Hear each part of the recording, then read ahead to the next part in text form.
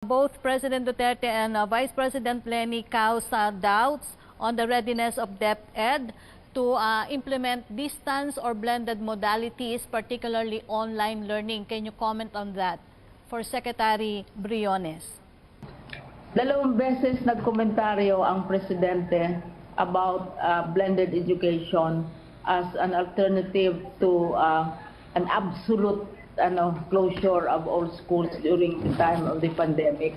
And binabasa namin uli-uli, wala siyang sinasabi na hindi siya na against siya. Halimbawa, yung pinakaunang statement, 8, sabi niya, I express to the simplicity of the program. Dahil sinabi ko nga kay President na itong mga approaches na ito, matagal na, lalo na ang radio, lalo na ang telebisyon, lalo na ang even cellphones. There are 179 cell phones circulating in the country. Tapos nakita natin na more than 80%, 87% ng mga teachers ay mayroon silang desktop sa bahay nila aside from the officials. So wala akong nakita, dalawang statements ito na sinasabi niya. Ma'am, ang question si VP Leni daw. Ma'am? Teleconferencing pangalawa.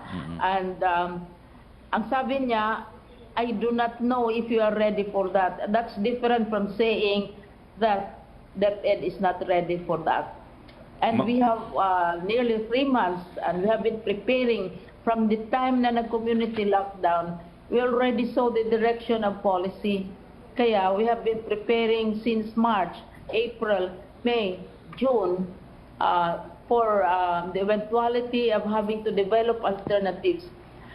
It is not as if kung there is a particular situation, we accept it as it is and wait for things to change. We have to be instrumental in bringing the change ourselves. And yun nga ang sinasabi ng isang favorite saying ko from the president of Latin American country, na by the time our students, our learners graduate, kaming mga ministers of education, whatever we have taught them will already have become irrelevant. Okay. So we have a lot of catching up to do. And the president has never said, paulit-ulit kong binasa ito kung mayroon bang sinabi niya. And sinabi pa nga niya, I support you. He will even scrape the bottom of the barrel. And sabi niya on the question of funding. Ma'am, excuse me. I think the question, ma'am, is VP Leni said we're not prepared. Can you address the point raised by VP Leni na hindi daw tayo handa for distance learning? I would like to dispute that. We are still in the month of June, and our original proposal was to open in August 24. We have been doing distance learning, blended learning for decades and decades.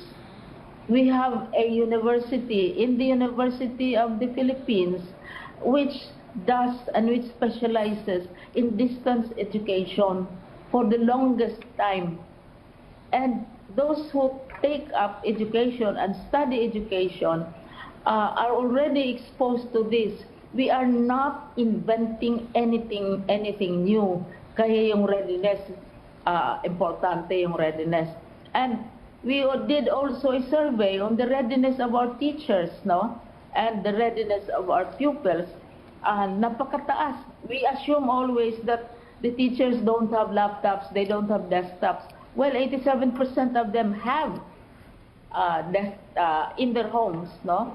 But we will also provide them. And the private sector, we are convincing them na the usual and the annual Brigada Eskwela event where they give school bags, pad paper, ball pen, school supplies. Sabi namin gadgets na ang ibigay nila. And saka they jointly help us develop programs because there are existing programs. What we are trying to do is blend these programs.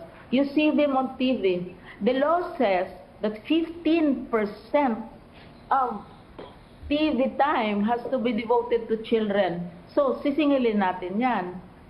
Same for radio. Okay. Mas mahaba pa nga yung sa radio. We just don't notice it because we are used to face-to-face learning. But now that it is not possible to do face-to-face learning, then we have to think and look at the existing mechanisms. This is how we will be saving money, we will not be spending so much time, and so on.